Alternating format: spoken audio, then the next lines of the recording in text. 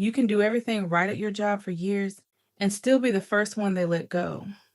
Not because you failed, because you were loyal. You show up on time, you never complain. You've turned down other offers because you believed in the company. And when layoffs hit, you're the first one gone. Not the slacker, not the guy who barely meets deadlines. You. And the worst part? It wasn't random. It was by design. Here's what nobody tells you when you start a job. Loyalty in a corporate environment doesn't signal value. It signals availability. When you never push back, never threaten to leave, and always say yes, you're telling the company one thing: I'm not going anywhere. And to a business, that means one thing: we don't have to fight to keep you. Think about it. Companies give raises, promotions, and better treatment to employees who have outside offers. Not because those employees are better workers, but because they have leverage. They created a situation where the company has something to lose. The loyal employee has none of that. You traded your leverage for a good performance review and a pat on the back. And the company got the better end of that deal every single year. And here's what's wild: the company doesn't even see it as betrayal when they let you go. To them, they're just making a business decision. The problem is, you were playing an emotional game while they were playing a financial one. Those two games don't have the same rules, and they definitely don't have the same winners. You were building a relationship, they were managing a cost center, and at no point did anyone sit you down and tell you that. Now let's talk about what actually happens when budgets get cut, because this is where it gets specific. When a company decides to do layoffs, they don't sit around talking about who deserves to stay. They run numbers. They look at salary versus output, cost versus contribution. And loyal, long-term employees are often the most expensive line on the spreadsheet because they've gotten annual raises over the years, accumulated benefits, built up PTO, and in some cases negotiated perks that newer employees don't have. The person hired 18 months ago does roughly the same job for 30% less. They don't have the history, sure, but they have the skills, they have the energy, and most importantly, they have a lower number next to their name. So who gets cut? The person who gave 12 years of loyalty, or the cheaper, newer hire? Financially, the math is cold and it is simple. Your loyalty didn't protect you. It built your salary into a liability. Every year you stayed and accepted a modest raise, you were quietly pricing yourself out of job security without knowing it. And here's what makes it even worse: because you never caused problems, never demanded things, never made noise, never gave anyone a reason to feel uncomfortable. There's no social cost to letting you go.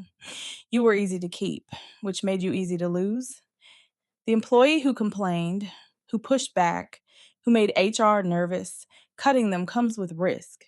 There's drama, there's potential blowback, there's the fear that they'll say something on the way out. Cutting you, clean, simple, no friction, just a quiet email on a Friday afternoon and your name off the roster by Monday. There's another layer to this that almost nobody talks about, and it might be the most painful one. Loyal employees become invisible over time. You've been around so long that people stop noticing your contributions. You're not new, you're not exciting, you're not a project, you're just there, part of the background. Meanwhile, the person who joined 6 months ago is getting praised in all hands meetings for doing a fraction of what you do every single day, because everything they do is still visible, still fresh, still something leadership is paying attention to. Psychologists call this adaptation. Your boss has fully adapted to your output. It no longer registers as impressive because it never fails, never surprises, never changes. You stopped being someone they're excited about and became someone they depend on without thinking. And when decision time comes, you're not in anyone's mind as a high performer. You're in their mind as a given. And givens are the first things people stop protecting. This is why the most dangerous place to be at a company is comfortable. Comfortable means invisible. Invisible means forgettable. And forgettable means your name goes on the list without a single person in that room pushing back. So, what does the person who actually survives do differently? They make themselves visible on purpose. They take credit loudly and strategically. They document their wins and make sure the right people see them. They let leadership know, without ever saying it directly, that they have options. They don't walk in and threaten to leave. They just make it known that the market finds them valuable. There's a difference between saying, I got another offer, and casually mentioning that a recruiter reached out and you had an interesting conversation. One sounds like an ultimatum. The other sounds like someone who is wanted. Both create the same result. Your name gets remembered and protected when decisions get made. They also build relationships across the entire company, not just with their direct manager. Because when layoffs happen, it is rarely one person making the call. It's a room full of people deciding who stays and who goes. If 3 or 4 department heads know your name, respect your work, and have personally benefited from your contributions, you are significantly harder to cut than someone whose only advocate just got laid off themselves. Your internal network is your insurance policy, and most loyal employees never build it because they assume that doing great work is enough. It is not enough. It was never enough. Here's the real lesson underneath all of this. Stop thinking of your employer as someone you owe loyal to. Start thinking of it as a client relationship. You provide a service, they pay for it. When the arrangement stops working for either side, it ends. That is not cynical. That is just the reality of how employment actually works. And the sooner you accept it, the better every decision you make at work will be. The employees who survive long term are not the most loyal. They are the most valuable, and they make absolutely sure that value is visible, documented, and felt at every level of the organization.